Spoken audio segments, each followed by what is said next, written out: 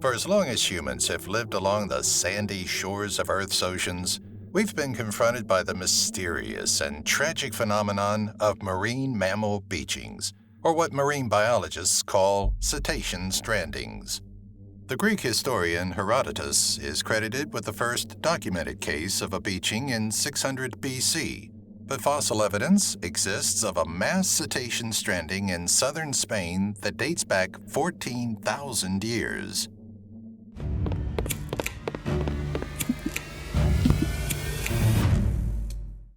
Thousands of strandings have been documented throughout recorded history, but credit for the most bizarre handling of a whale beaching arguably goes to the Oregon Department of Transportation for its part in what has since become known as the exploding whale incident.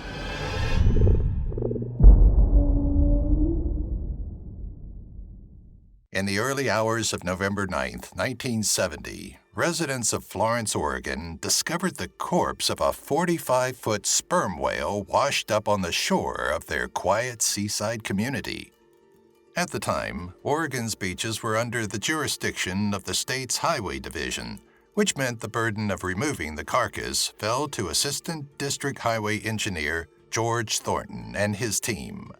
The solution they came up with would prove one of the most ill-advised and poorly executed waste removal projects in history. Fortunately, several news crews were on hand to document the incident, including reporter Paul Lindman and his cameraman David Brazil of KATU Channel 2 News.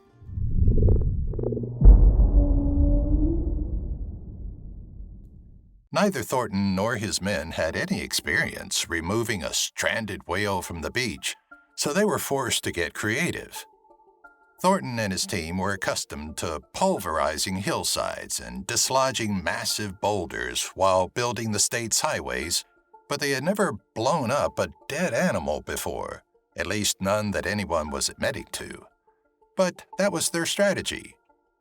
Once the plan was settled on, the only question that remained was how much dynamite to use.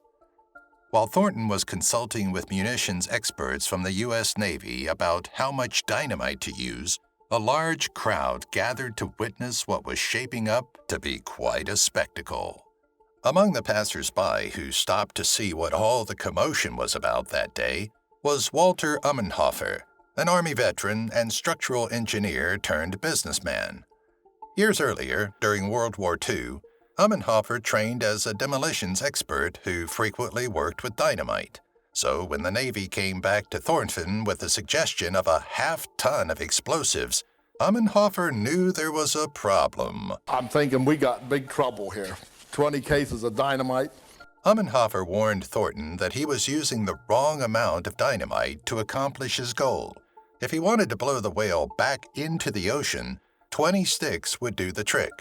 But if the goal were to blast the carcass into pieces small enough for the scavengers to clean up, it would require a literal ton of explosives, though Ummenhofer didn't recommend this option.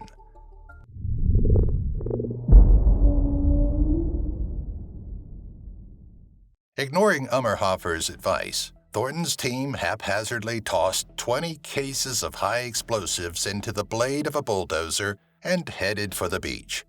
While the men from the highway department packed the dynamite into a trench carved out behind the festering whale, police moved the crowd back to what they thought to be a safe distance. They thought wrong. The flag drops, the thing goes off. It was the biggest mushroom cloud you ever seen, and it was red and white and black, and it was nothing but guts and blood and gunk. Carried by a wind, the cloud moved inland. So everybody all of a sudden start realizing that, oh my God, here it comes. That would be the least of their problems. Those who witnessed the explosion agree that the next few moments seemed to last forever. And this stuff starts hitting the ground. Boom, boom, boom, boom, boom. And all of a sudden you realize, my God, I could be killed by whale blubber here. It turned out that Walt Ummenhofer was right. Instead of disintegrating the carcass as Thornton had hoped, the half-ton of dynamite sent sizzling slabs of cetacean a quarter mile in every direction.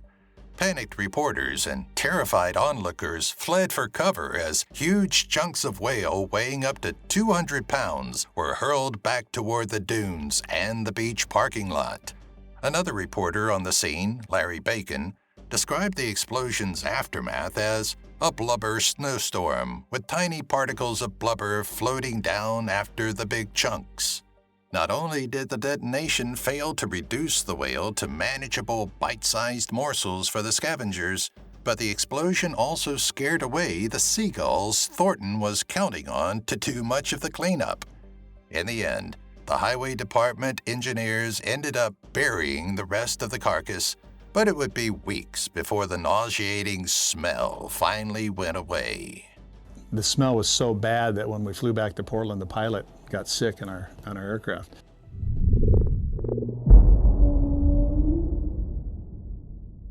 Fortunately, no bystanders were injured by the falling, flaming whale blubber, but one notable casualty did occur that day.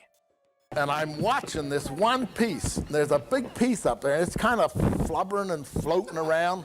And we ran. We literally ran. And it just absolutely stopped.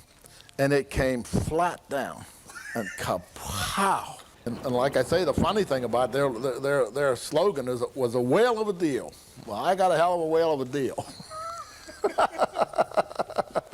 2 days later, the state of Oregon was kind enough to send Walter Ummenhofer a check to cover the cost of replacing his Oldsmobile.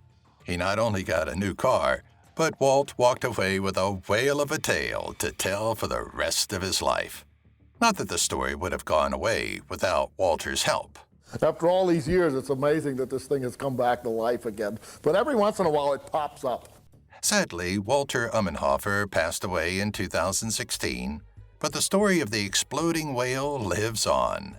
Since then, the story has taken on a life of its own. Thankfully, since no humans or other wildlife were harmed during the incident, it is regarded more as a fond memory than a tragedy. 50 years later, the residents of Florence, Oregon voted to immortalize the events of that fateful fall day in 1970 by naming a nearby recreation area the Exploding Whale Memorial Park. As for the man with the plan to blow up the whale, George Thornton was promoted 6 months later. Despite dozens of requests from reporters and news outlets over the years, Thornton has declined to be interviewed regarding the exploding whale incident.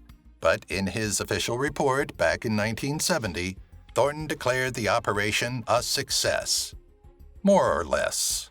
Well, I'm confident that it'll work. Today's marine biologists still don't understand exactly why whales beach themselves, but thanks to a bizarre incident on the shores of Florence, Oregon in 1970, they have a pretty good understanding of how not to handle strandings in the future. Just ask Paul Linman, who is still routinely asked about the exploding whale incident more than a half a century later. It might be concluded that should a whale ever wash ashore in Lane County again, those in charge will not only remember what to do, they'll certainly remember what not to do.